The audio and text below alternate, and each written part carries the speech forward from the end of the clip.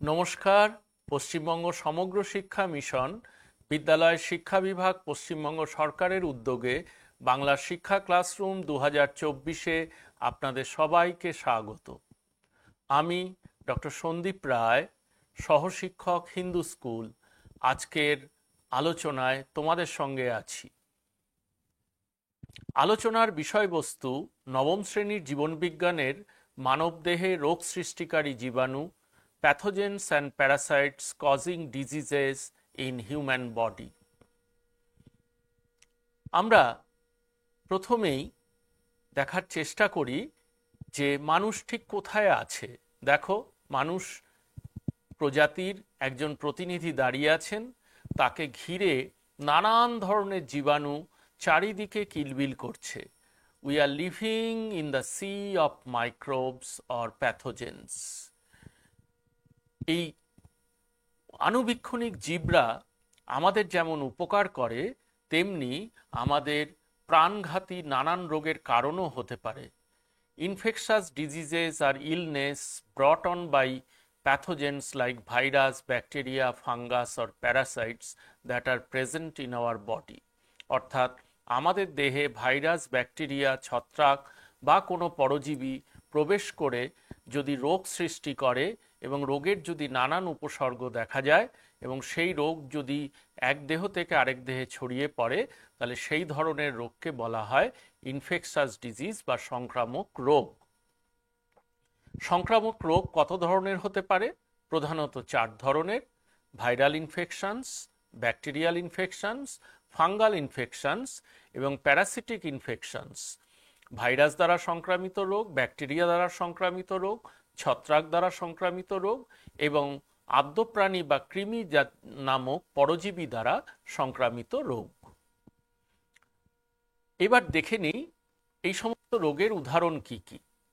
ভাইরাসজনিত সংক্রামক রোগ flu, HIV এবং কোভিড-19। ব্যাকটেরিয়া ঘটিত সংক্রামক রোগ নিউমোনিয়া এবং যক্ষ্মা বা টিউবারকুলোসিস। ফাঙ্গাস দ্বারা সৃষ্ট সংক্রামক রোগ অ্যাথলেটস ফুট, রিংওয়ার্ম এবং প্যারাসাইট বা পরজীবী দ্বারা সংক্রামিত ম্যালেরিয়া এবং কৃমি ঘটিত রোগ যেমন টিনিয়াসিস, অ্যাসকেরিয়াসিস। তাদের মধ্যে এই সংক্রামক রোগের সম্ভাবনা সবথেকে বেশি হয়। প্রথমেই আসি আমাদের অত্যন্ত প্রিয় শিশুদের কথায়। শিশুদের মধ্যে অনাক্রম্য তন্ত্র সবে গঠিত হচ্ছে, তাই এই অবস্থায় যদি কোনো সংক্রামক রোগ হয় তাহলে নানান ধরনের কমপ্লিকেশন সেখানে তৈরি হতে পারে, যার ফলে শিশুর জীবন বিপন্ন হতে পারে। একজন শিশু যদি অন্যান্য আক্রান্ত একাধিক শিশুর সংস্পর্শে থাকে বা তাদের দ্বারা ব্যবহৃত জিনিস যদি সেও ব্যবহার করে, তবে তার এই ধরনের সংক্রমণ হতে পারে। দুর্বল অনাক্রম্য তন্ত্র আছে এমন মানুষের সংক্রামক রোগে আক্রান্ত হওয়ার সম্ভাবনা সবথেকে বেশি। এছাড়া যারা বয়স্ক ব্যক্তি, যাদের বয়সজনিত নানা সমস্যা রয়েছে, তারা যদি এই ধরনের সংক্রামক রোগে আক্রান্ত হন তবে তাদের মৃত্যু পর্যন্ত ঘটতে পারে। এছাড়াও তৃতীয় আরেক দল মানুষ আছেন যাদের অনাক্রম্য তন্ত্র কম্প্রোমাইজড নানা কারণে, যেমন HIV বা এইডস সংক্রমণের জন্য, ক্যান্সার বা অর্গান ট্রান্সপ্ল্যান্টেশনের জন্য যদি তার অনাক্রম্য তন্ত্র সঠিকভাবে কাজ না করে, তাহলে এই সমস্ত সংক্রামক রোগে তারা বেশি মাত্রায় আক্রান্ত হন। কি কি সমস্যা হতে পারে এই সংক্রামক রোগ হলে? সংক্রামক রোগে যখন কোনো মানুষ আক্রান্ত হন, প্রথমেই যে ক্ষতিটা হয়, লাংস, কিডনি, লিভার এই ধরনের অঙ্গগুলোয় মারাত্মক ক্ষতি হয়, অর্থাৎ অর্গান ড্যামেজ হতে পারে। আর যেটা হয় সেটা হচ্ছে সেপসিস। এক্ষেত্রে একাধিক উপসর্গ দেখা যায়। প্রধান উপসর্গ হচ্ছে জ্বর, খুব দ্রুত শ্বাসক্রিয়া এবং হৃদস্পন্দন হার অত্যন্ত বেড়ে যায়, যার ফলে একসময় হার্ট ফেলিওর হয়ে কোনো ব্যক্তি মারা যেতে পারেন। অর্থাৎ অর্গান ড্যামেজ এবং সেপসিস এ দুটো হলো সংক্রামক রোগের প্রধান কমপ্লিকেশন। কি কি উপসর্গ দেখা যেতে পারে সংক্রামক রোগের ফলে? প্রথমেই যে উপসর্গ সবার চোখে পড়ে সেটি হলো জ্বর। সামান্য জ্বর থেকে 103-104 ডিগ্রি পর্যন্ত জ্বর উঠতে পারে। আর কি হয়? শ্বাসনালী অবরুদ্ধ হয়, কফে ফুসফুস ভরে যায়, গলায় ক্ষত সৃষ্টি হয়, সোর থ্রোট, কফ এবং ফিভার, এই তিনটে হচ্ছে এই সংক্রামক রোগের অন্যতম প্রধান উপসর্গ। এছাড়াও কি হতে পারে? মাসল পেইন হতে পারে, পেটের কোনো অংশ ফুলে উঠতে পারে, যে কোনো জায়গা থেকে রক্তপাত হতে পারে, একাধিক উপসর্গ দেখা যেতে পারে। প্রত্যেক রোগেরই নির্দিষ্ট কিছু উপসর্গ দেখা যায়, আবার একই উপসর্গ একাধিক রোগেও দেখা যেতে পারে। এবার আমরা প্রথম যে রোগটির কথা এখানে আলোচনা করব সেটি অত্যন্ত পরিচিত রোগ, ডায়রিয়া। এই ডায়রিয়া একটি জলবাহিত রোগ, যেখানে দিনে একাধিকবার মানুষকে জলের মতো মলত্যাগ করতে হয়। এর ফলে শরীর থেকে প্রয়োজনীয় খনিজ লবণ এবং গ্লুকোজ, অ্যামাইনো অ্যাসিড বেরিয়ে যায়। ডায়রিয়া তিন ধরনের হতে পারে: অ্যাকিউট, পারসিস্টেন্ট অথবা ক্রনিক। অ্যাকিউট ডায়রিয়া রোগে যদি কেউ আক্রান্ত হন তাহলে 1 থেকে 2 দিনের বেশি এই রোগ স্থায়ী হয় না, আপনা থেকেই সেরে যায়। পারসিস্টেন্ট ডায়রিয়া 2 সপ্তাহের বেশি হয়, 4 সপ্তাহের কমে সেরে যান। আর ক্রনিক ডায়রিয়া যা 4 সপ্তাহ পর্যন্ত স্থায়ী হতে পারে। ডায়রিয়া প্রায় সব বয়সের মানুষের ক্ষেত্রেই হয়, তবে শিশুদের মধ্যে এই রোগের সম্ভাবনা খুব বেশি। দেখা গেছে আজকের পৃথিবীতে আমেরিকা যুক্তরাষ্ট্রে প্রতি বছর প্রায় 179 মিলিয়ন মানুষ এই রোগে আক্রান্ত হন। এবার সঙ্গে সংশ্লিষ্ট জীবাণুদের আমরা চিনে নেওয়ার চেষ্টা করি। একদম বাদিকে রয়েছে ব্যাকটেরিয়া, শিগেল্লা, মাঝখানে রয়েছে 2 ধরনের ভাইরাস, অ্যাডেনোভাইরাস এবং ডায়রিয়া রোগ সৃষ্টিকারী সংশ্লিষ্ট জীবাণুদের এসো আমরা চিনে নেওয়ার চেষ্টা করি। 1 নম্বরে রয়েছে শিগেল্লা ব্যাকটেরিয়া, 2-এ রোটাভাইরাস, 3-এ অ্যাডেনোভাইরাস, 4-এ এস্চেরিশিয়া কোলাই, 5-এ ক্রিপ্টোস্পোরিডিয়াম এবং 6-এ ক্যাম্পাইলোব্যাক্টর। এছাড়াও অন্যান্য নানা কারণে ডায়রিয়া হতে পারে। ডায়রিয়া হওয়ার ফলে কি হয় দেখো, সাধারণ অবস্থায় আমরা যখন খাদ্যের সঙ্গে পানীয় জল পান করি তখন এগুলো কোষ থেকে শোষিত হয়ে আমাদের রক্তে মিশে যায়, ফলে রক্তে জলের পরিমাণের ভারসাম্য থাকে এবং আমাদের শরীরে যে নানা রস আছে, এক্সট্রা সেলুলার এবং ইন্ট্রাসেলুলার ফ্লুইডের ভারসাম্য বজায় থাকে। কিন্তু ডায়রিয়া হলে এই সমস্ত জীবাণুরা এক ধরনের টক্সিন তৈরি করে, যার প্রভাবে অন্ত্র থেকে জল বেরিয়ে যেতে শুরু করে এবং জলের সঙ্গে খনিজ লবণও, অ্যামাইনো অ্যাসিড এবং গ্লুকোজ বেরিয়ে যায়। এই সমস্ত জিনিস বেরিয়ে গেলে কি হয়? ওজন কমতে থাকে, জ্বর আসে, ডিহাইড্রেশন হয় অর্থাৎ বিশুষ্কতা দেখা যায়, বমি হতে পারে, পেটে অসম্ভব ব্যথা হতে পারে এবং মলের সঙ্গে রক্তও বেরোতে পারে।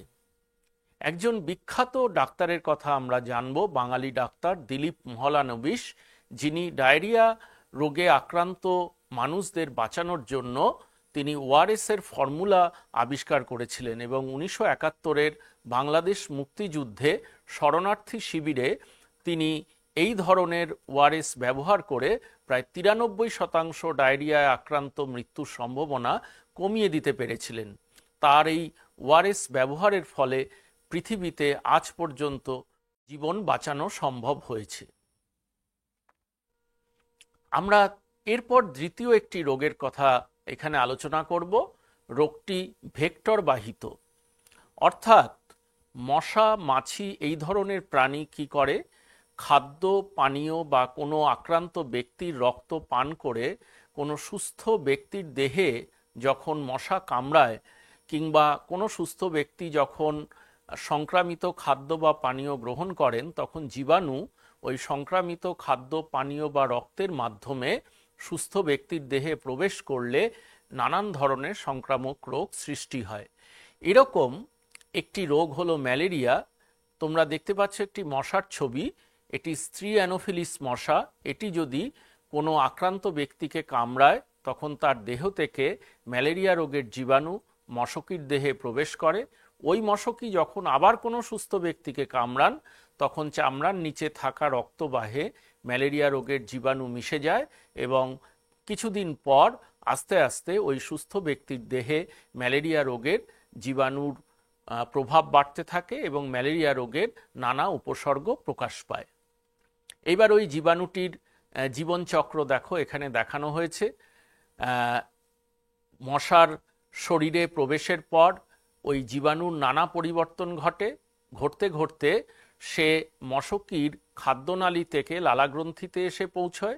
সেখান থেকে মশকি যখন কোনো সুস্থ ব্যক্তিকে কামড়ায়, তার রক্ত সংবহন তন্ত্রে সংক্রামক দশা স্পোরোজয়েট প্রবেশ করে, সেটি কালক্রমে যকৃতে যায়, যকৃত থেকে মানুষের রক্ত সংবহন তন্ত্রে যায়, বারবার লোহিত রক্তকণিকাগুলোকে আক্রমণ করে এবং লোহিত রক্তকণিকাগুলোকে ফাটিয়ে দেয়। এভাবে ওই সুস্থ মানুষটি যখন অসুস্থ হয় তখন সে এক্সিট রুট খোঁজে এবং ওই অসুস্থ ব্যক্তির দেহ থেকে সে আবার রক্তপান করলে দ্বিতীয় সংক্রামক দশা গ্যামেটোসাইট, মাইক্রো এবং ম্যাক্রো গ্যামেটোসাইট তার দেহে প্রবেশ করে। এভাবে ক্রমাগত অসুস্থ ব্যক্তির দেহ থেকে রক্তপান ও সুস্থ ব্যক্তিকে কামড়ানোর মাধ্যমে ম্যালেরিয়া রোগের জীবাণু এক দেহ থেকে আরেক দেহে ছড়িয়ে পড়ে এবং খুব অল্প সময়ের মধ্যেই প্রচুর লোক ম্যালেরিয়া রোগে আক্রান্ত হন। কি কি উপসর্গ দেখা যায়?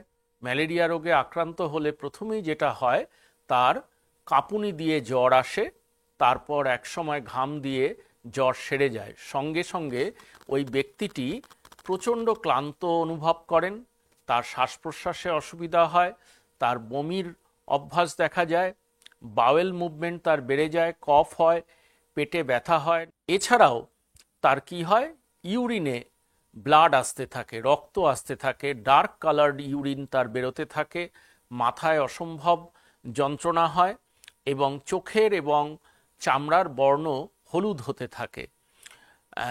যে কোনো গর্ভবতী মহিলা যদি এই রোগে আক্রান্ত হন তাহলে তার দেহের তাপমাত্রা অস্বাভাবিক বেড়ে যায়, মাথা যন্ত্রণা হয়, বমি ভাব হয় এবং পেশিতে ব্যথা হতে থাকে। এখানে দেখো আমরা ম্যালেরিয়া রোগের উপসর্গগুলো দেখানোর চেষ্টা করেছি। মাথা ব্যথা, ড্রাই কফ, প্রফিউজ সোয়েটিং অর্থাৎ অত্যধিক ঘাম, পাকস্থলিতে সামান্য অসুবিধা, খুব জ্বর, হাই ফিভার, প্লীহা আকারে বড় হয়ে যাওয়া, এনলার্জ স্প্লিন, কিডনি ফেইলিওর এবং পেশিতে এবং দেহের পেছনের দিকে ব্যথা। কত রকমের ম্যালেরিয়া হতে পারে? আমরা 5 রকমের ম্যালেরিয়ার জীবাণুর কথা জানি। সবথেকে মারাত্মক ম্যালেরিয়া হয় প্লাসমোডিয়াম ফ্যালসিপেরাম দিয়ে, একে ম্যালিগন্যান্ট ম্যালেরিয়া বলা হয়। এছাড়া Plasmodium vivax, Plasmodium ovale, Plasmodium malariae এবং প্লাসমোডিয়াম নলেসি নামক জীবাণুর সংক্রমণের ফলেও ম্যালেরিয়া হতে পারে। এই ম্যালেরিয়াগুলোর ধরন নির্ভর করে যে জ্বর কতক্ষণ অন্তর অন্তর আসে। সাধারণত প্লাসমোডিয়াম ভাইভাক্সের ক্ষেত্রে 48 ঘন্টা অন্তর, ফ্যালসিপেরামের ক্ষেত্রে 24 থেকে 36 ঘন্টার মধ্যে এবং প্লাসমোডিয়াম ম্যালেরির ক্ষেত্রে 72 ঘন্টা পর পর জ্বর আসে। ম্যালেরিয়ার ফলে কিন্তু মানুষের মৃত্যু ঘটার সম্ভাবনা থাকে যখন ম্যালেরিয়া রোগের জীবাণু মাথায় চলে যায়, অর্থাৎ সেরিব্রাল ম্যালেরিয়া হয়। লোহিত রক্তকণিকার সংখ্যা বা হিমোগ্লোবিনের পরিমাণ যখন খুব কমে যায়, অর্থাৎ সিভিয়ার অ্যানিমিয়া হয়।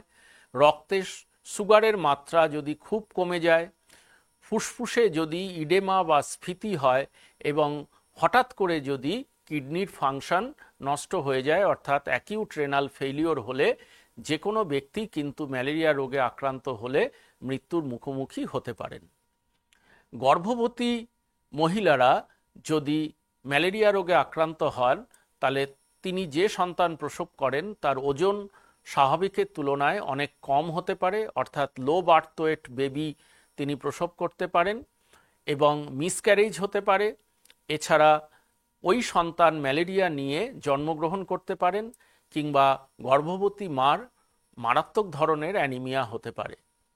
শিশুদের যদি ম্যালেরিয়া হয় তাহলে তাদের ব্রিদিং প্রবলেম হয়, সুগার লেভেল কমে যায়, নানান রকম উৎসেচকের কার্য ব্যাহত হয়, মারাত্মক ধরনের অ্যানিমিয়া হয় এবং তার শরীরে এত সংখ্যক লোহিত রক্তকণিকা এই রোগে আক্রান্ত হয় যে তার বেঁচে থাকার সম্ভাবনা কমে যায়। আবার মানুষের শরীরে এমন একটি অবস্থা আছে যে অবস্থা হলে সেটিও একটি রোগ, তা হলে আবার ম্যালেরিয়ার পরজীবী লোহিত রক্তকণিকার ভেতরে প্রবেশ করতে পারে না। অর্থাৎ যদি সিকল সেল অ্যানিমিয়া হয়, কাস্তে আকৃতির লোহিত রক্তকণিকা হলে লোহিত রক্তকণিকার আকৃতি এমনভাবে বদলে যায় যে লোহিত রক্তকণিকার ভেতরে প্লাজমোডিয়াম আর নিজের বংশবৃদ্ধি করতে পারে না, ফলে ম্যালেরিয়ার যে সিভিয়ারিটি বা মারাত্মক ধরনের ম্যালেরিয়া সেটির সম্ভাবনা কমে যায়। এরপর আমরা তৃতীয় একটি রোগ নিয়ে আলোচনা করব, সেটি ডিপথেরিয়া। অর্থাৎ আমরা ডায়রিয়া পড়লাম জলবাহিত রোগ, আমরা ম্যালেরিয়া পড়লাম ভেক্টরবাহিত রোগ, এবার আমরা একটি বায়ুবাহিত রোগের কথা জানব, তার নাম হলো ডিপথেরিয়া, যেটা মানুষের কফ বা কাশির সঙ্গে যে ক্ষুদ্র কণাগুলো বায়ুতে ছড়িয়ে পড়ে, সেই কফ ও কাশির মাধ্যমে ছড়িয়ে পড়া ক্ষুদ্র কণার মধ্যে এই রোগের জীবাণু থাকে, কর্নি ব্যাকটেরিয়াম ডিপথেরি। চামড়ায় যদি কোনো ক্ষত থাকে তার মাধ্যমেও ডিপথেরিয়া রোগের জীবাণু ছড়িয়ে পড়তে পারে। এই রোগে আক্রান্ত হলে শিশুদের মৃত্যুর সম্ভাবনা প্রায় 15%। এই রোগে যারা আক্রান্ত হন তাদের সাধারণত ডিপিটি টিকা দেওয়া হয়। এটি একটি মারাত্মক ধরনের রোগ, যেখানে গলার পেছন দিকে মিউকাস স্তরের উপর থিক কোটিং দেখা যায়, কিংবা নাক কিংবা গলাতেও এত ঘন আস্তরণ পড়ে যে কোনো কিছু খেতে, গিলতে বা শ্বাস নিতে কষ্ট হয়, ফলে আক্রান্ত ব্যক্তি মৃত্যু মুখোমুখি হতে পারেন। এটি শিশুদের ক্ষেত্রে অত্যন্ত মারাত্মক একটি রোগ। এবার আমরা দেখানোর চেষ্টা করেছি যে ডিপথেরিয়া রোগের জীবাণু কেমন হয়। দেখো, গলার কাছে যে গ্ল্যান্ডগুলো থাকে, লিম্ফ গ্ল্যান্ড, তারা ফুলে গেছে, লিম্ফো অ্যাডেনোপ্যাথি হয়েছে, বুল নেক, প্যারালিসিস হতে পারে, মায়োকার্ডিয়াইটিস হতে পারে, অর্থাৎ হৃৎপিণ্ডের পেশি ক্ষতিগ্রস্ত হতে পারে, এবং এই সমস্ত জীবাণুর দেহ থেকে যে বিষ নির্গত হয় এক্সোটক্সিন, তার ফলে কি হতে পারে, গলার যে মিউকাস মেমব্রেন তা ক্ষয়ে যেতে পারে, নেক্রোসিস হতে পারে, সেখান থেকে রক্ত বেরোতে পারে। অর্থাৎ এই রোগটি সময় মতো যদি চিকিৎসা না করা যায় তবে এই রোগে কিন্তু মৃত্যুর সম্ভাবনা অত্যন্ত বেশি। আমরা এরপর একটি অতি পরিচিত রোগ নিয়ে আলোচনা করব। রোগটি ফুসফুসের রোগ, রোগটির নাম নিউমোনিয়া। এতে কি হয়, ফুসফুসের যে কলা আছে সেই কলার প্রদাহ হয়।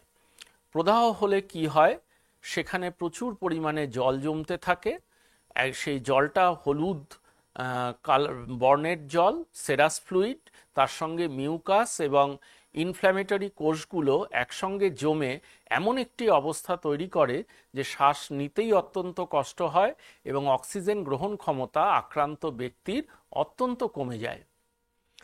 নিউমোনিয়াকে নানাভাবে ভাগ করা যায়। সাধারণত হসপিটালে মানুষ ভর্তি হয় চিকিৎসার জন্য, কিন্তু ইদানিং দেখা যাচ্ছে কোনো হসপিটালে ভর্তি হলে হসপিটাল থেকেই তিনি নিউমোনিয়া রোগে আক্রান্ত হচ্ছেন।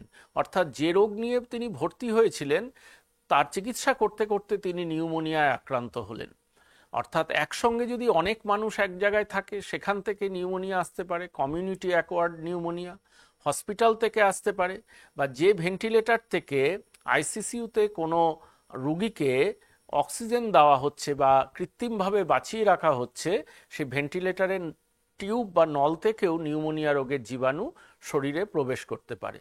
নিউমোনিয়া ব্যাকটেরিয়া দ্বারা হতে পারে, ভাইরাস দ্বারা হতে পারে, ফাঙ্গাস দ্বারা হতে পারে, আবার পরজীবী দ্বারাও হতে পারে। নিউমোনিয়ায় সাধারণত শ্বাসনালীর অংশ যখন আক্রান্ত হয় ফুসফুসের সঙ্গে, তখন তাকে বলা হয় ব্রঙ্কোনিউমোনিয়া, এবং ফুসফুসের ভেতরে কোনো অংশ যদি শক্ত হয়ে যায় তখন তাকে বলা হয় লোবার নিউমোনিয়া। এবার আমরা দেখানোর চেষ্টা করেছি যে একজন সুস্থ ব্যক্তির ফুসফুসের ভেতর যে চেম্বারগুলো থাকে তাদের বলা হয় অ্যালভিওলাই। দেখো, সুস্থ ব্যক্তির অ্যালভিওলাই এবং নিউমোনিয়া রোগে আক্রান্ত ব্যক্তির অ্যালভিওলাইয়ের মধ্যে কত পার্থক্য। সেখানে দেখো, ওই ছোট্ট ছোট্ট কুঠুরিগুলোর ভেতরে তরল জমে গেছে এবং কুঠুরিগুলোর আকারের পরিবর্তন হয়েছে, অর্থাৎ ইনফ্ল্যামেশন হয়েছে।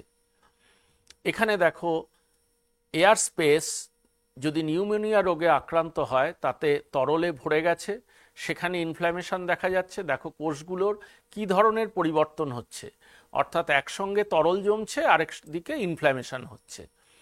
আমরা এক্স রে প্লেটে একজন সুস্থ ব্যক্তির এক্স রে প্লেট এবং নিউমোনিয়া রোগে আক্রান্ত ব্যক্তির এক্স রে প্লেট দেখলে তোমরা দেখতে পাবে, দেখো আক্রান্ত ব্যক্তির এক্স রে প্লেটে একটা হেজি ভাব এসছে, অর্থাৎ ওখানে তরল জমছে, ইনফ্ল্যামেশন হচ্ছে, ফ্লুইড জমা এবং ইনফ্ল্যামেশন হওয়া, এটা নিউমোনিয়া রোগের অন্যতম প্রধান উপসর্গ।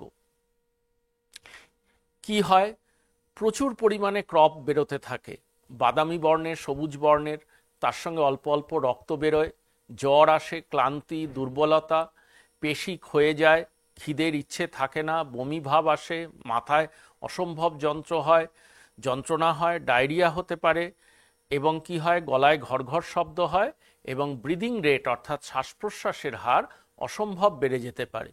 তাই তোমরা যদি কোনো দিন উৎসুক হয়ে কোনো এক্স রে প্লেট পরীক্ষা করো, তাহলে তোমরা দেখতে পাবে এই ধরনের এক্স রে প্লেট যদি দেখো যেখানে এই রিব কেজের ভেতরে এরকম সাদা একটা স্তর পড়ে গেছে, তাহলে তুমি ভাবতে পারো যে ব্যক্তির এই এক্স রে প্লেট তুমি দেখছো তিনি সম্ভবত নিউমোনিয়া রোগে আক্রান্ত।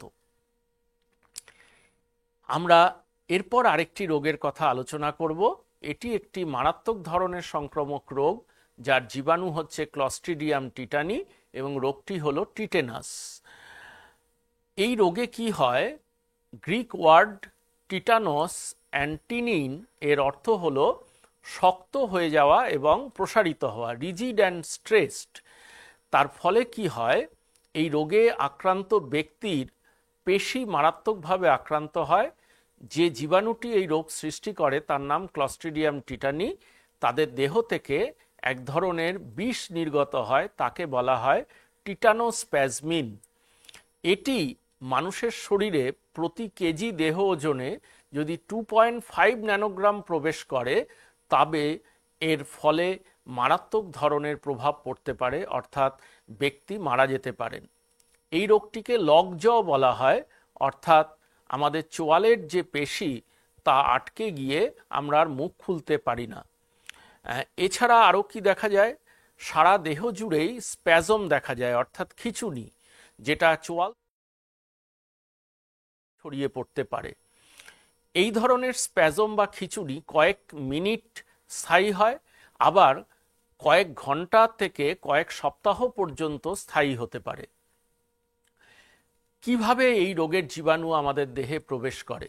সাধারণত আমাদের শরীরে কোথাও যদি কোনো ক্ষত হয় যেখান থেকে রস বেরিয়ে আসছে, অর্থাৎ নখে বা চামড়ায়, কোথাও যদি ওপেন ফ্র্যাকচার হয়, পুড়ে যায় কোনো জায়গায় যদি ডেড টিস্যু বা গ্যাংগ্রিন থাকে, কোনো জায়গায় যদি ক্ষত বা অ্যাবসেস থাকে, কোনো প্রাণী যদি কামড়ায় বা মানুষ কামড়ায়, এবং আক্রান্ত শিশু যেখানে আম্বিলিকাল স্টাম্প ইনফেক্টেড হয়, এবং মহিলাদের ক্ষেত্রে চাইল্ড বার্থের সময় ইউটেরাইন মিউকোসা যদি আক্রান্ত হয়, বা পেরিনেটারাল যদি ড্রাগ অ্যাবিউজ হয়, তবে কিন্তু টিটেনাস হতে পারে। তবে সাধারণত দেখতে হবে যে ক্ষতস্থান যেখানেই থাকবে সেখানেই টিটেনাস রোগের জীবাণু প্রবেশ করতে পারে। সুতরাং ক্ষতস্থান দ্রুত নিরাময় করলে এই রোগের হাত থেকে মুক্তি পাওয়া যেতে পারে। কি করে এই রোগের জীবাণু প্রবেশ করে? আমরা বলেছি মাটি, ধূলিকণা এবং অ্যানিম্যাল ওয়েস্ট বা প্রাণীর বর্জ্য, এটি হচ্ছে এই জীবাণুর সবথেকে বেঁচে থাকার আদর্শ জায়গা। সুতরাং এগুলোর সংস্পর্শে যদি মানুষ আসে, তবে এই রোগের জীবাণু যদি কোনো ক্ষতস্থান পায় তবে সহজেই মানুষের শরীরে প্রবেশ করতে পারে।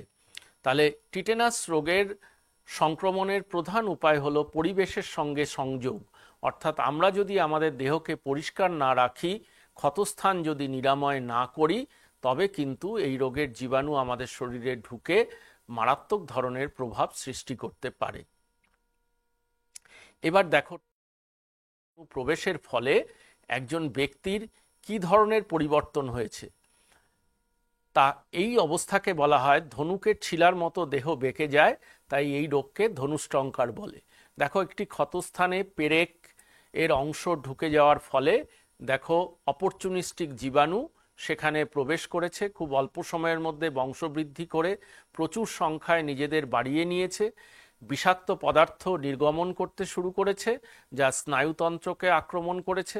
স্নায়ুতন্ত্র আক্রান্ত হওয়ার ফলে স্নায়ুর সঙ্গে যুক্ত পেশির স্টিফনেস বা শক্ত ভাব বেড়ে গেছে, পেশির খিঁচুনি এবং ব্যথা শুরু হয়েছে, জ এবং নেক সেই অঞ্চলে ব্যথা শুরু হয়ে সারা দেহে ছড়িয়ে পড়ছে এবং শেষ পর্যন্ত আক্রান্ত ব্যক্তি মারা যাচ্ছেন। এছাড়া কি কি হতে পারে? অত্যন্ত ঘাম হতে পারে, জ্বর আসতে পারে, হাত বা পায়ে খিঁচুনি হতে পারে, ইরিটেবিলিটি দেখা যেতে পারে, খাওয়া গিলতে কষ্ট হতে পারে, মূত্র বা মলত্যাগে কোনো নিয়ন্ত্রণ না থাকতে পারে, হার্ট রেট বেড়ে যেতে পারে, রক্তচাপ বাড়তে পারে এবং মাথা ব্যথা হতে পারে। আমরা এরপর আসব আলোচনায় আরেকটি ব্যাকটেরিয়া ঘটিত রোগ, যার নাম টিউবারকিউলোসিস বা টিবি। দেখো, এটিও ফুসফুস ঘটিত রোগ। বাদিকে আমরা দেখিয়েছি আক্রান্ত ফুসফুস, আর ডান দিকে দেখো সুস্থ ফুসফুস। এই হচ্ছে টিবি বা যক্ষ্মা রোগের জীবাণু, মাইকোব্যাকটেরিয়াম টিউবারকিউলোসিস, যারা বায়ুর মাধ্যমে এক দেহ থেকে আরেক দেহে ছড়িয়ে পড়ে। এই রোগে সাধারণত ফুসফুস আক্রান্ত হলেও ফুসফুসের বাইরে অসংখ্য কলা এবং অঙ্গে এই রোগের জীবাণু প্রবেশ করলে সেখানেও কিন্তু এই রোগের প্রভাব দেখা যেতে পারে। অর্থাৎ দু ধরনের যক্ষ্মা হয়, একটি পালমোনারি টিউবারকিউলোসিস আর একটি এক্সট্রা পালমোনারি টিউবারকিউলোসিস। আমাদের চোখে, ত্বকে, পাকস্থলীতে, মস্তিষ্কে, যকৃতে টিউবারকিউলোসিসের জীবাণু সংক্রমণ কিন্তু ঘটতে পারে। প্রথম অবস্থায় যখন জীবাণু দেহে প্রবেশ করে সেটি প্রাইমারি টিউবারকিউলোসিস।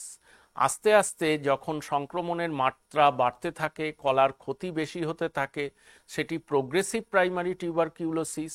এবং একবার সেরে যাওয়ার পর আবার যদি রোগের সংক্রমণ দেখা যায় তখন পোস্ট প্রাইমারি টিউবারকিউলোসিস। এইবার এই রোগের সবথেকে বড় উপসর্গ হচ্ছে কর্কশ গলার স্বর, অর্থাৎ সাধারণ আমরা যে ভঙ্গিমায় কথা বলি, কথা বলার ভঙ্গিমা বদলে যায়, স্বর বদলে যায়। শুকনো কফ ক্রমাগত উঠতে থাকে, 2 সপ্তাহের বেশি, কফের সঙ্গে অল্প অল্প রক্ত বেরোতে থাকে এবং ফুসফুসকে ঘিরে যে পর্দা রয়েছে, প্লুরা পর্দা, তাতে ইনফ্ল্যামেশন দেখা যায়। এর ফলে জ্বর আসে, ক্রমাগত ওজন কমতে থাকে, মাথা ব্যথা হয়। এছাড়াও এই রোগে অন্যান্য যে উপসর্গগুলো হয় সেগুলো আমরা আগেই বলেছি। সুতরাং কফের সঙ্গে যদি রক্ত আসে তবে কিন্তু সন্দেহ করতে হবে যে ওই ব্যক্তি টিবি রোগে আক্রান্ত হতে পারেন। তার সঙ্গে তার চেস্টে পেইন থাকবে, সন্ধ্যার দিকে জ্বর আসবে, রাতের দিকে ক্রমাগত জ্বর বাড়বে, খাওয়ার ইচ্ছে চলে যাবে, অসম্ভব ক্লান্তি হবে এবং দেহের ওজন ক্রমশ কমতে থাকবে। কি কি রিস্ক ফ্যাক্টর যক্ষ্মা রোগের জন্য? যদি কোনো ব্যক্তি ডায়াবেটিস মেলিটাস বা সুগার বা মধুমেহ রোগে আক্রান্ত হন, তিনি যদি ধূমপান করেন, তার যদি মদ্যপানের অভ্যাস থাকে এবং তিনি যদি নিষিদ্ধ ড্রাগ ব্যবহার করেন, এই সমস্ত ক্ষেত্রে টিউবারকিউলোসিস রোগের জীবাণু মারাত্মকভাবে ফুসফুসকে আক্রমণ করে মৃত্যু ডেকে আনতে পারে। যদি গর্ভাবস্থায় টিউবারকিউলোসিস হয় তাহলে গর্ভপাত হওয়ার সম্ভাবনা বেড়ে যায়, জন্মানো শিশুর ওজন কমে যায়, শিশুর জন্ম যে নির্দিষ্ট সময়ে হওয়ার কথা তার অনেক আগেই লেবার পেইন হতে পারে এবং শিশুর মৃত্যু হার অস্বাভাবিক বেড়ে যেতে পারে। আমরা এরপর আবার একটি মশাবাহিত রোগের কথা আলোচনা করব, তবে এটি অ্যানোফিলিস মশা দ্বারা আক্রান্ত রোগ নয়, এটি আরেকটি মশা দ্বারা আক্রান্ত রোগ যাকে টাইগার মসকুইটো বা বাঘ মশক বলা হয়, এডিস ইজিপ্টি। এই রোগটির নাম হলো ডেঙ্গি। এতে প্রবল জ্বর আসে, গায়ে র্যাশ, লাল লাল দাগ দেখা যায় এবং পেশি এবং অস্থিসন্ধিতে অসম্ভব ব্যথা হয়। আমরা ডেঙ্গি রোগের উপসর্গগুলি দেখি। রাত্রে ঘুম না আসতে পারে, প্রবল জ্বর হতে পারে, গলা লাল হয়ে ফুলে উঠতে পারে, হাড়ে ব্যথা হতে পারে, বমি হতে পারে, চোখ লাল হয়ে যেতে পারে, গায়ে র্যাশ বেরোতে পারে এবং পালস বিট অসম্ভব বেড়ে যেতে পারে এবং আক্রান্ত ব্যক্তি ঝিমিয়ে পড়তে পারেন। আমরা এরপর আরেকটি রোগ আসব, এটি ভাইরাস ঘটিত রোগ, সেটি হলো হেপাটাইটিস এ। এই রোগে যে উপসর্গগুলো দেখা যায় সেগুলো হলো জ্বর, জন্ডিস, ক্লান্তি, পেশিতে ক্ষত, অস্থিসন্ধিতে ব্যথা, পেটে ব্যথা, বমি ভাব, খাওয়ার ইচ্ছে চলে যাওয়া, ডায়রিয়া এবং মলের আকার এবং মলের বর্ণ, মূত্রের বর্ণ পরিবর্তিত হওয়া। এটি প্রধানত একটি জলবাহিত রোগ। এই রোগে কি হয়, প্রধানত সংক্রামিত জল বা খাদ্য যারা গ্রহণ করেন এই ভাইরাসযুক্ত, তাদের ক্ষেত্রে এই রোগের সম্ভাবনা বেড়ে যায়। ইটিং অর ড্রিঙ্কিংয়ের মাধ্যমে হতে পারে, আনওয়াশড হ্যান্ডের মাধ্যমে হতে পারে। আমরা যদি সংক্রামিত সিরিঞ্জ ব্যবহার করি, শেয়ার করি, এবং যিনি এই রোগে আক্রান্ত তার সঙ্গে যদি যৌন সংসর্গ হয় অপর কোনো ব্যক্তির, তাতেও কিন্তু এই রোগের সম্ভাবনা বাড়তে থাকে। এই রোগে তাহলে কি করে আমরা বুঝবো? চামড়ার বর্ণ যদি হলুদ হয়, চোখের মণির বর্ণ যদি হলুদ হয়, যদি প্রচণ্ড পরিমাণে জ্বর আসে এবং তার সঙ্গে যদি বমির ভাব এবং ডায়রিয়া হয়, তবে বুঝবো আক্রান্ত ব্যক্তি সম্ভবত হেপাটাইটিস এতে আক্রান্ত। এর ফলে কি হয়, সারা বিশ্বে প্রতি বছর 1 থেকে 4 মিলিয়ন মানুষ আক্রান্ত হন। 1 থেকে 1.5% মানুষ ইউএসএতে এই রোগে আক্রান্ত হন। তবে এই রোগের ক্ষেত্রে যেটা প্রধান ব্যাপার, যে এই রোগে আক্রান্ত হলে মৃত্যুর সম্ভাবনা তুলনামূলকভাবে কম। উপযুক্ত চিকিৎসা, টিকাকরণ এবং বিশ্রাম নিলে এই রোগের হাত থেকে মানুষ কিন্তু বেঁচে যেতে পারে। আমরা এতক্ষণ হেপাটাইটিস এর কথা বললাম, এবার আমরা একটি লিদাল ডিজিজ বা মৃত্যু সৃষ্টিকারী রোগ হেপাটাইটিস বি সম্পর্কে জানব। পৃথিবীতে 300 মিলিয়ন মানুষ আছেন যারা জানেনই না তারা হেপাটাইটিস বিতে আক্রান্ত। সংক্রামিত রক্ত, সিমেন এবং অন্যান্য দেহতরল এবং আক্রান্ত মা থেকে গর্ভবতী মা তার শিশুর দেহে এই রোগ ছড়িয়ে দিতে পারেন। আমরা দেখেছি যে এই রোগ দমনের অন্যতম উপায় হচ্ছে ভ্যাকসিনেশন। হেপাটাইটিস বি ভ্যাকসিন গ্রহণ করলে এই রোগের হাত থেকে কোনো মানুষ বেঁচে যেতে পারেন। কি কি উপসর্গ হয় এই রোগে? জ্বর, জন্ডিস, কালো বর্ণের মূত্র, বমি ভাব, মাথা ঘোরা, পেটের ডান দিকে প্রচণ্ড ব্যথা, মাথা ব্যথা, অস্থিসন্ধিতে ব্যথা, দুর্বলতা, ক্লান্তি এবং খাওয়ার ইচ্ছে চলে যাওয়া। দেখো যকৃতের ভেতর এই জীবাণু বাসা বেঁধেছে এবং কিভাবে নিজের বংশবৃদ্ধি করে যকৃতের ক্ষতি করছে। এখানে উপসর্গগুলো ছবির মাধ্যমে দেখানো হয়েছে। দেখো জ্বর, ডার্ক ইউরিন, নরসিয়া, ভমিটিং, অ্যাবডোমেনের রাইট সাইডে পেইন, অস্থিসন্ধিতে ব্যথা, সারা দেহে চামড়ায় র্যাশ, মাথা ব্যথা, দুর্বলতা এবং খাওয়ার ইচ্ছে চলে যাওয়া। রক্তের মাধ্যমে এই রোগ আসতে পারে, যৌন সংক্রমণের মাধ্যমে এই রোগ আসতে পারে, বাড়িতে ব্যবহৃত আক্রান্ত ব্যক্তির জিনিসপত্র ব্যবহার করলে এই রোগ আসতে পারে, মা থেকে সন্তানের মধ্যে এই রোগ আসতে পারে, নিডল শেয়ার করলে এই রোগ আসতে পারে। এছাড়া আমরা যখন ক্ষৌর কার্য করি, অর্থাৎ চামড়া ফুটো করে ট্যাটুর কাজ করি, তখনও কিন্তু ব্যবহৃত ক্ষৌর কার্যের যন্ত্রপাতির মাধ্যমে এই রোগ ছড়িয়ে পড়তে পারে এক দেহ থেকে আরেক দেহে। আমরা সর্বশেষ যে রোগটি নিয়ে আলোচনা করব সেটি এইডস, যার কারণ একটি ভাইরাস, হিউম্যান ইমিউনোডেফিসিয়েন্সি ভাইরাস বা HIV।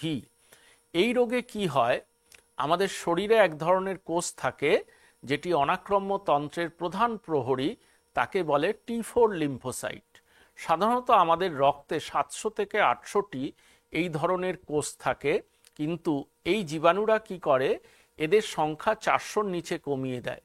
ফলে কি হয়, আমরা অন্যান্য যে কোনো রোগে, অপরচুনিস্টিক ডিজিজে আক্রান্ত হয়ে মারা যাই। অর্থাৎ ইমিউনো সাপ্রেশন এবং ইমিউনো ডেফিসিয়েন্সি ঘটানো হচ্ছে এই ভাইরাসের অন্যতম প্রধান লক্ষ্য। এর কোনো চিকিৎসা নেই। আমরা এই রোগে আক্রান্ত হলে অন্যান্য নানাভাবে এই রোগের যে উপসর্গ, সেই উপসর্গগুলোর প্রভাব কমানোর আমরা চেষ্টা করে থাকি। HIV দেখো, হিউম্যান ইমিউনো ডেফিসিয়েন্সি ভাইরাস, এটি এক ধরনের রেট্রোভাইরাস। এটি হেল্পার টি সেলে আক্রমণ করে নিজের সংখ্যা বাড়ায়।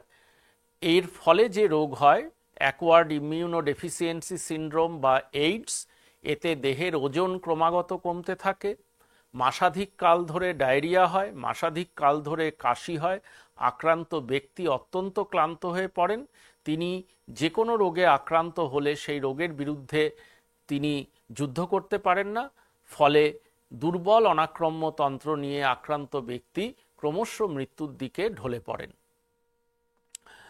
আমরা এই রোগের জীবাণুর কে একটু জানার চেষ্টা করি। একটি রক্তকোষ থেকে প্রায় 60 গুণ ছোট, এর আয়তন 120 ন্যানোমিটার। এটি প্রধানত CD4 টি সেলকে আক্রমণ করে, এছাড়া ম্যাক্রোফাজ এবং ডেনড্রাইটিক কোষকেও আক্রমণ করে। এটি এক ধরনের রেট্রোভাইরাস, অর্থাৎ যাদের নিউক্লিক অ্যাসিড আরএনএ তার থেকে ডিএনএ তৈরি হয়। আমরা আগেই বলেছি, প্রধানত যৌন সংসর্গ, ওরাল, ভ্যাজিনাল এবং অ্যানাল সেক্সের মাধ্যমে এই রোগের জীবাণু এক দেহ থেকে আরেক দেহে ছড়িয়ে পড়ে। সংক্রামিত রক্তের মাধ্যমে এই রোগের জীবাণু ছড়িয়ে পড়ে। গর্ভবতী মা থেকে ভ্রূণের মধ্যে এই রোগ ছড়িয়ে পড়ে। এই রোগে যদি আক্রান্ত কোনো ব্যক্তি হন, সহসা কিন্তু তার দেহে উপসর্গের প্রকাশ ঘটে না। প্রায় আক্রান্ত হওয়ার 5 থেকে 10 বছর পর আক্রান্ত ব্যক্তির মৃত্যু হতে পারে। এই রোগে আক্রান্ত হওয়ার পর 5 থেকে 6 সপ্তাহ পর ফ্লুয়ের মতো উপসর্গ দেখা যায়, অর্থাৎ নাক চোখ দিয়ে জল পড়ে, গলায় ব্যথা হয়, চোখ লাল হয়ে যায়, প্রচণ্ড জ্বর আসে এবং সারা গায়ে র্যাশ দেখা যায়। তখন আমরা যদি এই রোগের জীবাণু পরীক্ষা করি, আমরা কিন্তু এই রোগের জীবাণুকে শনাক্ত করতে পারি। যে সময়টায় এই রোগের জীবাণু প্রবেশ করলো এবং যে সময় পর এই রোগের উপসর্গ দেখা গেল, এই অন্তর্বর্তী সময়কে বলা হয় উইন্ডো পিরিয়ড। দেখো, উপসর্গ দেখানো হয়েছে, র্যাশ বেরিয়েছে, রাতের দিকে ঘাম হচ্ছে, লিম্ফ গ্ল্যান্ড বা লসিকা গ্রন্থি ফুলে গেছে, ওজন কমছে, ঠান্ডা লাগছে এবং প্রচণ্ড দুর্বলতা দেখা যাচ্ছে। এবং এইচআইভিতে আক্রান্ত হওয়ার ফলে ওই ব্যক্তির অনাক্রম্য তন্ত্রের শক্তি ক্রমাগত কমছে, তিনি অন্যান্য অপরচুনিস্টিক ইনফেকশন যেমন ফাঙ্গাস, ব্যাকটেরিয়াতে আক্রান্ত হচ্ছেন। এইখানে দেখো, আমরা দেখিয়েছি এইচআইভি কীভাবে ট্রান্সমিটেড হতে পারে। অর্গান ট্রান্সপ্ল্যান্টেশন হতে পারে, আনপ্রোটেক্টেড সেক্স হতে পারে, ব্লাড ট্রান্সফিউশন হতে পারে, প্রেগনেন্সি হতে পারে এবং use of non sterile syringe হতে পারে। কিন্তু সাধারণত খাদ্য বা পানীয়ের মাধ্যমে বা কোনো পতঙ্গের কামড়ের মাধ্যমে বা স্পর্শের মাধ্যমে, জামাকাপড় থেকে বা টয়লেট থেকে কিন্তু এই রোগের জীবাণু এক দেহ থেকে আরেক দেহে ছড়িয়ে পড়তে পারে না। সুতরাং এইচআইভি সংক্রমণের বিষয়ে সমাজে যে নানান ধরনের সংস্কার আছে সে সম্পর্কে আমাদের খুব ভালো করে জেনে নেওয়া দরকার। আমরা এখন দেখার চেষ্টা করব যে আমরা যত ধরনের রোগ নিয়ে এখানে আলোচনা করলাম, এই এত ধরনের রোগ মানব সমাজের মধ্যে হাজার হাজার বছর ধরে কিভাবে টিকে আছে। আমাদের জেনেটিক সিস্টেমে যদি কোনো পরিবর্তন হয়, অর্থাৎ এমন ধরনের জিন আছে সে যদি কোনো একটি বিশেষ প্রোটিন তৈরি করতে না পারে, তাহলে আমাদের দেহে রেজিস্ট্যান্স বা প্রতিরোধ ক্ষমতা কমে যায়। সেই সুযোগ নিয়ে ওই জীবাণুর ভিরুলেন্স বা ক্ষতি করার ক্ষমতা এবং সংক্রমণ বা ইনফেক্টিভিটি রেট অনেক গুণ বেড়ে যায়। সুতরাং সংক্রমণের সঙ্গে আমাদের বংশগতির একটি বিশেষ সম্পর্ক রয়েছে, সংস্কৃতির সঙ্গে যোগ রয়েছে, ড্রাগ রেজিস্ট্যান্সের সঙ্গে যোগ রয়েছে। জিনের যদি পরিবর্তন হয় তবে রোগের সম্ভাবনা কিন্তু বেড়ে যায়। এছাড়া তার দেহের স্বাস্থ্য কেমন, বয়স কেমন, অনাক্রম্যতন্ত্র কী অবস্থায় আছে, পরিবেশের অবস্থা কেমন, তিনি কোন পরিবেশে বাস করছেন, সেখানকার আর্দ্রতা কেমন, বার্ষিক বৃষ্টির পরিমাণ কত, পরিবেশের তাপমাত্রার ফ্লাকচুয়েশন হচ্ছে কিনা, পেস্ট কন্ট্রোল আমরা করছি কিনা, ল্যান্ড টাইপ কেমন, কি ধরনের ইনসেকটিসাইড আমরা ব্যবহার করছি, মানুষ এক জায়গা থেকে আরেক জায়গায় ছড়িয়ে পড়ছেন কিনা, অর্থাৎ মাইগ্রেশন বেশি হচ্ছে কিনা, তিনি কি ধরনের অকুপেশনের সঙ্গে যুক্ত, এই সমস্ত কারণ কিন্তু এই সংক্রামক রোগের ক্ষেত্রে একটি বিরাট ভূমিকা পালন করে। কোনো একটি ফ্যাক্টরকে আমরা এক্সক্লুড করলেই কিন্তু যে কোনো একটি রোগের জীবাণু তার মোবিলিটি বাড়িয়ে একসঙ্গে বহু মানুষকে আক্রান্ত করে এপিডেমিক্স বা মহামারী সৃষ্টি করতে পারে। কোন কোন কারণে এই রোগগুলো দমন করা দিনকে দিন কষ্ট হয়ে যাচ্ছে? দেখো, এই রোগের জীবাণুরা অত্যন্ত চতুর। তারা কি করে, একবার এক দেহে যে ধরনের অ্যান্টিজেন নিয়ে প্রবেশ করলো, আরেকটি দেহে প্রবেশ করলে অ্যান্টিজেনের চরিত্র কিন্তু তারা বদলে ফেলে, অ্যান্টিজেনিক ভেরিয়েশন হয়।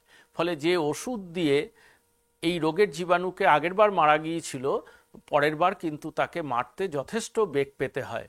অ্যান্টিজেনিক ভেরিয়েশন, ওষুধের কার্যক্ষমতা সময়ের সঙ্গে সঙ্গে কমে আসা, অ্যান্টিবায়োটিকের বিরুদ্ধে প্রতিরোধ ক্ষমতা তৈরি হওয়া, ড্রাগের বিরুদ্ধে প্রতিরোধ ক্ষমতা তৈরি হওয়া, আর্দ্রতা এবং তাপমাত্রার ক্রমাগত পরিবর্তন, মানুষের ক্রমাগত স্থানান্তর, ডাক্তারের সাহায্য না নিয়ে বা পরামর্শ মতো না চলে নিজের থেকে ওষুধ খাওয়া, অপুষ্টি, জীবাণুর রোগ সৃষ্টি করার ক্ষমতার ক্রমাগত পরিবর্তন অর্থাৎ মিউটেশন, ইমিউনোসাপ্রেশন, ভেজালযুক্ত খাদ্য খাওয়া, খাদ্যে বিষক্রিয়া, নানান ধরনের অকুপেশনে যুক্ত হওয়া যেখানে এই জীবাণুর বংশবৃদ্ধির সম্ভাবনা বেশি, ক্রমাগত এক জায়গায় জল জমে থাকা, বায়ুর গুণমান কমে যাওয়া এবং নতুন নতুন ভেক্টর তৈরি হওয়া এই সংক্রামক রোগকে দমন করার ক্ষেত্রে নানাভাবে প্রতিবন্ধকতা সৃষ্টি করছে।